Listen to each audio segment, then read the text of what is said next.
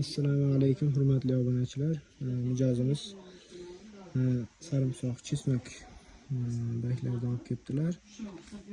Bu o'simligimizda mo'orlash, soxtalanish shudring hamda qurtlar paydo bo'lib qolibdi.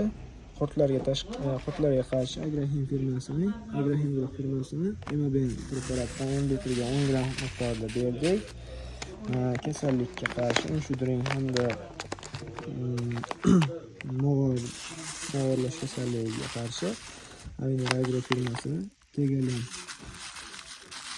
75 mahsulotidan 10 litrga 5 gramdan berdik. Hamda bularni yengib o'tish uchun Vitagarmon super preparatidan 10 litrga 30 gramdan qo'shib berdik. Bu mahsulotlardan bir haftada bir